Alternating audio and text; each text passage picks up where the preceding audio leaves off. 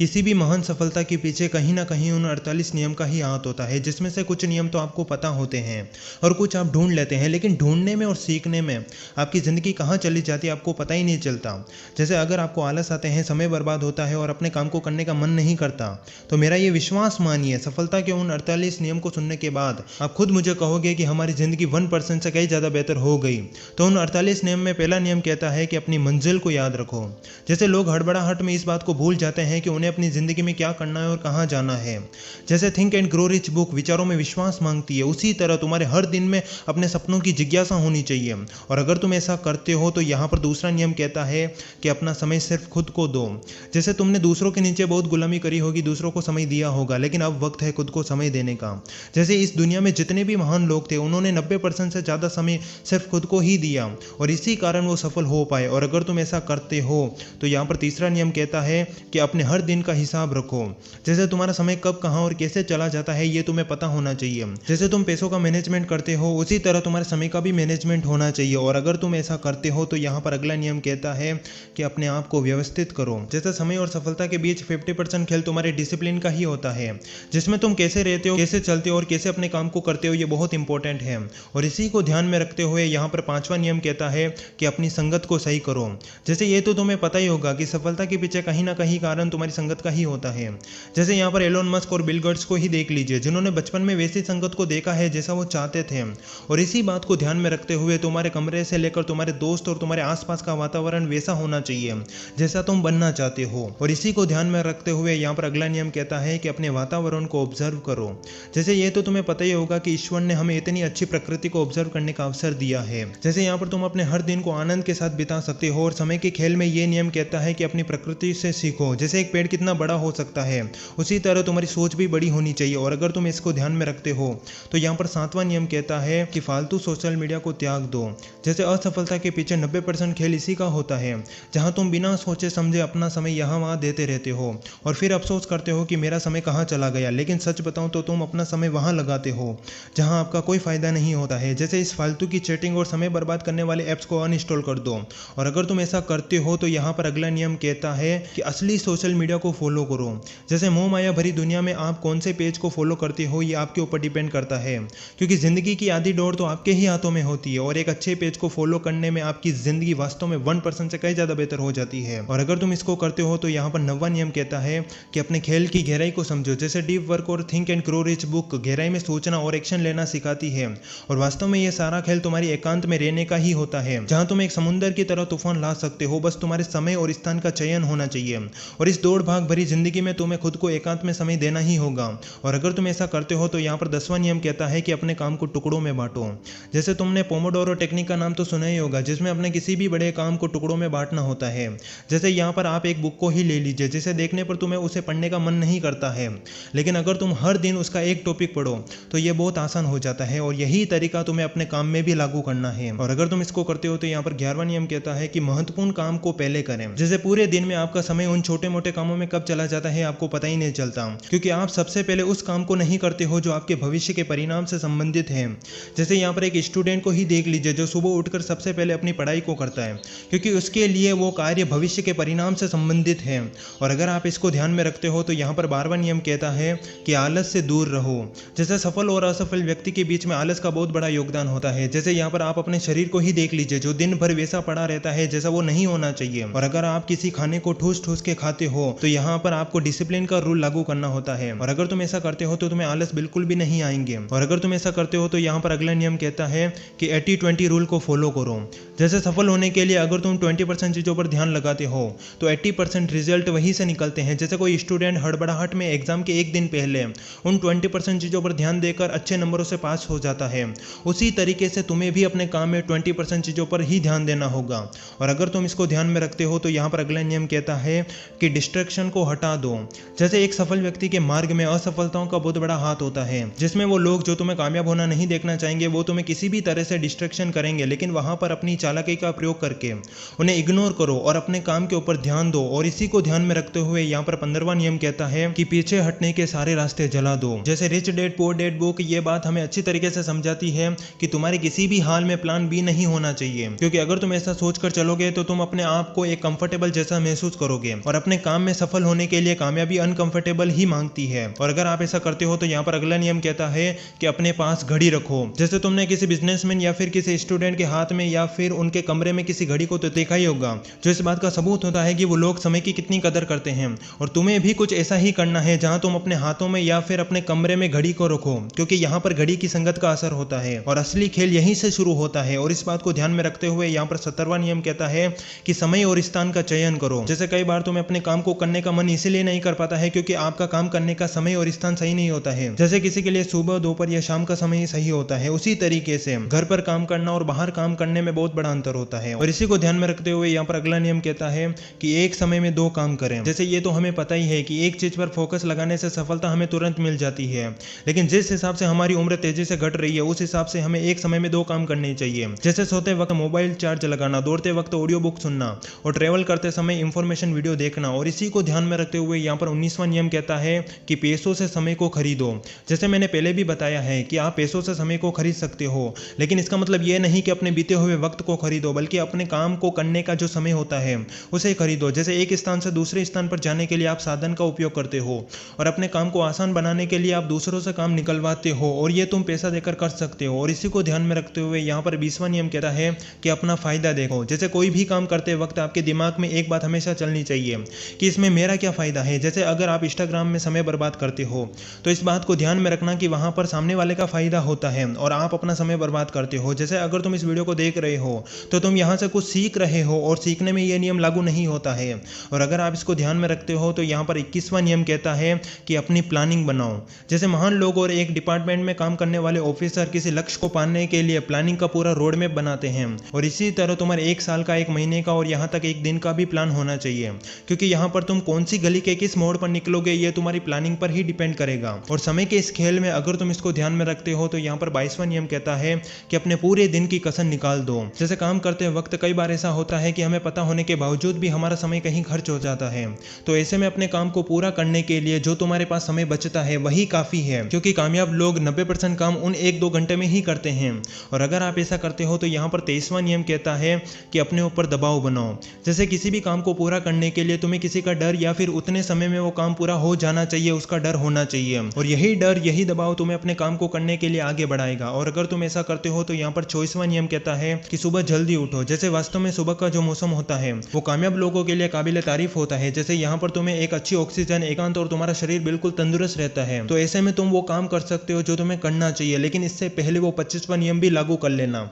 जैसे ये नियम कहता है कि 1-2 घंटे अपने शरीर को समय दो। जैसे सुबह उठे ही आपको योगा, व्यायाम या फिर एक्सरसाइज करनी चाहिए। और ये बात बिल्कुल अलग है कि आप पैसा कमाने के लिए अपना समय कहां पर देते हो, लेकिन अगर ये शरीर ही नहीं रहेगा तो वो पैसा कोई काम नहीं आने वाला है। इसलिए हर दिन अपने शरीर को समय देना बहुत ही जरूरी है। और अगर आप ऐसा करते हो तो हमारा 26वां नियम कहता है कि अपने आज के काम को आज ही करें। जैसे ये बात बिल्कुल अलग है कि आपको कल क्या करना है, लेकिन आज के काम को कल पर मत टालना, क्योंकि कल का काम भी उसके कल पर टल जाएगा। और ये तुम्हारे टालने की जो आदत है इसे छोड़ने के लिए उन महान व्यक्तियों का वो दोहा याद कर लेना कि अपने काम को कल करे सो आज कर, आज करे सो अभी, कल को किसने देखा। और इस बात को ध्यान में रखते हुए हमारा 27वां नियम कहता है कि अपना समय इन 4 जगहों पर दो। जैसे मंदिर, परिवार, जिम या फिर अपने काम को। जैसे आप अपना वक्त छोटे मोटे कामों में कहां पर लगाते हो, इससे कहीं ज्यादा अगर तुम इन 4 जगहों पर अपना समय लगाते हो तो यहाँ पर परिणाम मिलने निश्चित हैं। और अगर आप ऐसा करते हो तो यहाँ पर 28वां नियम कहता है कि हर दिन 1% बेहतर बनो। जैसे ये बात अलग है कि आप अपने काम में सफल होते हो या नहीं, लेकिन लोग तुम्हारी सफलता से नहीं बल्कि तुम्हारे हर दिन 1% बेहतर बनने की कला को याद रखते हैं। जैसे एक कम्युनिकेशन स्किल वाला बंदा आज 1% पर भी धीरे धीरे कुछ बोल पाता है, लेकिन जब वो हर दिन 1% के नियम को लागू करके 1000% पर पहुंचता है तो आप उसकी कम्युनिकेशन स्किल का अंदाजा लगा सकते हो। और अगर इस बात को तुम ध्यान रखते हो तो यहाँ पर 29वां नियम कहता है कि अपने काम में कंसिस्टेंसी रखो। जैसे ये तो तुम्हें पता ही होगा कि आज तुम कुछ नहीं हो, लेकिन आने वाले समय में तुम कहां पर होंगे इसका अंदाजा तुम लगा सकते हो। और ये होता है अपने काम को बनाए रखने से। जैसे अगर आपका मन करे या ना करे, लेकिन अपने काम को करते रहना है। और अगर आप ऐसा करते हो तो यहाँ पर अगला नियम कहता है कि अपनी रफ्तार को तेज करो। जैसे सफल होने के लिए एलोन मस्क हफ्ते में 80 से 100 घंटे काम करता है, यानी कि पूरे दिन के 15 घंटे। और ठीक इसी तरह तुम्हें अपने किसी भी काम को जल्दी ही करने की रफ्तार को बढ़ाना होगा। जैसे किसी जंगल के राजा में शेर हमेशा डिसिप्लिन में चलता है, एक चील अपनी निगाह में अपने लक्ष्य को रखती है, उसी तरीके से एक चीते की रफ्तार भी उसकी गति से नापी जाती है। और अगर तुम इस बात को ध्यान में रखते हो तो यहाँ पर 31वां नियम कहता है कि किसी को कुछ मत बताओ। जैसे तुम अपनी जिंदगी में क्या कर रहे हो, कहाँ जाने वाले हो और वहां जाने के बाद तुम्हें क्या मिलेगा, किसी को ये पता नहीं नहीं होना चाहिए, क्योंकि ये दुनिया कितनी मतलबी है इसका अंदाजा आप नहीं लगा सकते हो, क्योंकि सफलता के बीच रास्ते में असफलता के कांटे इन्हीं लोगों के कारण आते हैं। और इस बात को ध्यान में रखते हुए हमारा अगला नियम कहता है कि गुलामी करना छोड़ दो।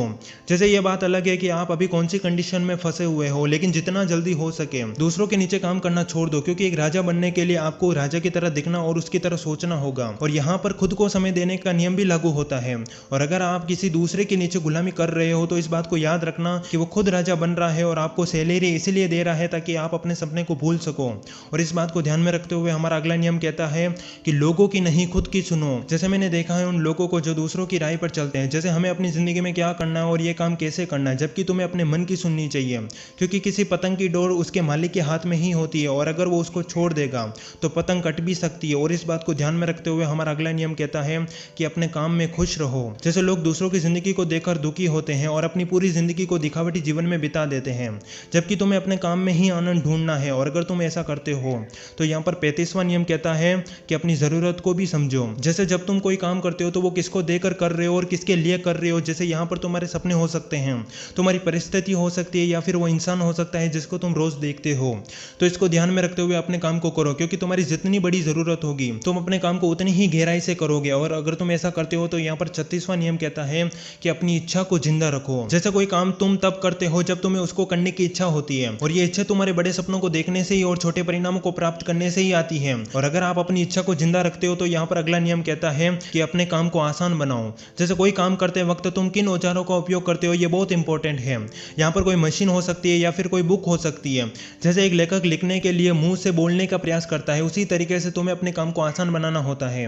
और अगर आप ऐसा करते हो तो यहाँ पर 38वां नियम कहता है कि गलतियों से सीखो। जैसे ये बात अलग है कि आपकी उम्र क्या है और आप अभी कहाँ पर खड़े हो। यदि आपने अपने बीते हुए वक्त में बहुत सारी गलतियां की हैं तो उनसे सीख कर आगे बढ़ो, ना कि उन पर अफसोस करो। और अगर आप ऐसा करते हो तो आप हर दिन और बेहतर बनते चले जाओगे और वैसी गलती आप दोबारा नहीं करोगे। और इसी बात को ध्यान में रखते हुए हमारा 39वां नियम कहता है कि जिंदगी तुम्हें कुछ सिखाती है।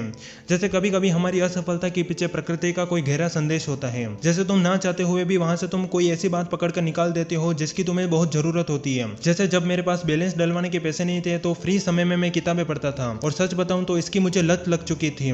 और यही कारण था कि आज मैं किताबों के बगैर नहीं रह सकता। और ये नियम हर फील्ड में लागू होता है। और अगर आप ऐसा करते हो तो यहाँ पर अगला नियम कहता है कि घड़ी को नहीं खुद को देखो।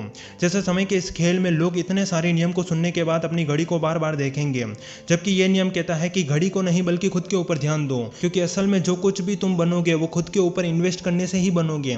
और इसी बात को ध्यान में रखते हुए हमारा 41वां नियम कहता है कि परिणाम जरूरी है। जैसे आपने अपना वक्त कहाँ दिया इससे कहीं ज्यादा आपने वहां से क्या प्राप्त किया ये बहुत मैटर करता है, क्योंकि लोग सिर्फ इस बात का बहाना बनाते हैं कि हमने 8 घंटे काम किया, जबकि एक कामयाब व्यक्ति उस काम की चर्चा करता है कि मैंने उस काम को पूरा किया और वहां से ये परिणाम निकाला। और अगर आप ऐसा करते हो तो यहाँ पर 42वां नियम कहता है कि औकात का पता लगा लेना। जैसे किसी खेल को खेलते वक्त अगर कोई व्यक्ति तुम्हारी औकात नहीं पूछेगा तो इस खेल को खेलने में मजा ही नहीं आएगा। तो ऐसे में तुम्हें यह सोचना होगा कि 3 या 5 साल बाद वही रिश्तेदार जिन्हें तुम अपना मानते हो वो आने वाले समय में अपने पैसों से तुम्हारी औकात का अंदाजा जरूर लगाएंगे। तो ऐसे में तुम्हारे अंदर रोंगटे खड़े कर देने वाला इंसान होना चाहिए। और अगर तुम ऐसा बनते हो तो यहाँ पर अगला नियम कहता है कि अपने काम पर टूट पड़ो। जैसे हद पार मेहनत करना तो दूर की बात है, तुम्हें जल्दी सफल होने के लिए अपने काम के पीछे पड़ जाना है। जैसे अगर कोई व्यक्ति तुम्हारा पर्स चोरी करके भागने लगे तो तुम जिस तरीके से उसके पीछे भागोगे उसी तरीके से अपने काम पर भी टूट पड़ो, यानी कि अपने लक्ष्य के पीछे भागो। और अगर आप ऐसा करते हो तो यहाँ पर 44वां नियम कहता है कि अफसोस के बजाय एक्शन लो। जैसे लोग जाने या अनजाने में अफसोस करते हैं कि अब कुछ नहीं हो सकता है, जबकि यह नियम कहता है कि उम्र कोई मायने नहीं रखती, एक्शन रखता है। और याद रखना तुमने कितना सीखा है और क्या किया है इससे कहीं ज्यादा तुम्हारे एक्शन याद रखे जाते हैं। और सफल व्यक्ति के पीछे एक्शन का ही खेल होता है। और अगर तुम इसको ध्यान में रखते हो तो हमारा अगला नियम कहता है कि अपने बीते हुए वक्त को भुला दो। जैसे समय का यह नियम कहता है कि तुम्हारे आसपास के 70% लोग अपने बीते हुए वक्त को याद करके इमोशनल फील करते हैं, जबकि तुम्हें अपने खानदान को बदलने के लिए अपने बीते हुए वक्त को भुलाकर अपने आने वाले वक्त के बारे में सोचकर अपनी वर्तमान जिंदगी को जीना है। और ये नियम महान लोगों के अलावा कोई फॉलो नहीं कर पाता है। और अगर आप भी उन महान लोगों की संगत में आते हो तो इसे फॉलो करो। और यहाँ पर अगला नियम कहता है कि समय की कदर करो। जैसे ये तो तुम्हें पता ही होगा कि समय खुद की तारीफ करना बिल्कुल भी पसंद नहीं करता है, बल्कि वो दूसरों से अपनी बात निकलवाता है। जैसे अगर आप पैसों से ज्यादा समय को कीमती मानते हैं तो अपने समय को पहले स्थान पर रखें, क्योंकि ये समय जाने अनजाने में तुम्हें ऐसे नियम बता देता है जिसे तुम्हें उसकी जरूरत होती है। और इस बात को ध्यान में रखते हुए हमारा 47वां नियम कहता है कि कामयाबी हर दिन का हिसाब मांगती है। जैसे इस बात को साइड में रखकर कि तुमने कितनी मेहनत की है, इसके विपरीत तुमने अपना हर दिन कहाँ दिया है ये तुम्हें पता पता होना चाहिए। और यहाँ पर जेफ बेजोस को ही देख लीजिए, जिनके पास हर दिन का हिसाब होता है, क्योंकि उन्हें पता है कि आने वाले वक्त पर कामयाबी उनसे हर दिन का हिसाब पूछेगी। और अगर आप अपने हर दिन का हिसाब रखते हो तो यहाँ पर अंतिम और 48वां नियम कहता है कि तुम जैसे हो वैसे रहो। जैसे तुम इस बात को भूल जाओ कि तुम्हें किसी की नकल करनी है, क्योंकि ईश्वर ने तुम्हें इतना अच्छा बनाया है, सबसे अलग और सबसे हटके। और इस बात का सबूत तुम अपने आप को देख कर लगा सकते हो, क्योंकि जब तुम महान लोगों की लिस्ट में आओगे तो इतिहास तुम्हें खुद कहेगा कि इतिहास के पन्ने पलटने वाले बहुत देखे थे, लेकिन यह बंदा कुछ अलग ही था जिसने इतिहास की किताब को ही पलट दिया।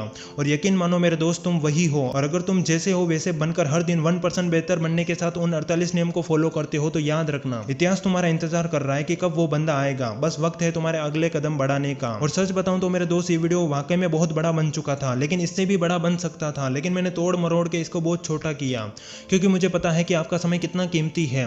और मैं अपने अंतिम लाइनों में यही कहूंगा कि अगर आप इन 48 नियम को फॉलो करते हो तो मेरा ये विश्वास मानिए कि आपकी जिंदगी आज से और अभी से बदलने वाली है। बस आपको एक पेपर पर उन 48 नियम को लिखकर अपने कमरे की किसी दीवार पर चिपका देना है, क्योंकि जब तुम उसको देखोगे तो तुम पहले जैसे इंसान नहीं रहोगे। और याद रखना, ये तो इस खेल की शुरुआत है। और अगर आप इससे भी पावरफुल मोटिवेशनल वीडियो और कामयाबी के नियम चाहते हो तो हमारे इस चैनल को सब्सक्राइब और बेल आइकन को प्रेस कर दे, क्योंकि अगली बार हम ऐसे ही किसी वीडियो में तहलका मचाने वाले हैं। तब तक के लिए जय हिंद, जय भारत, फिर मिलेंगे।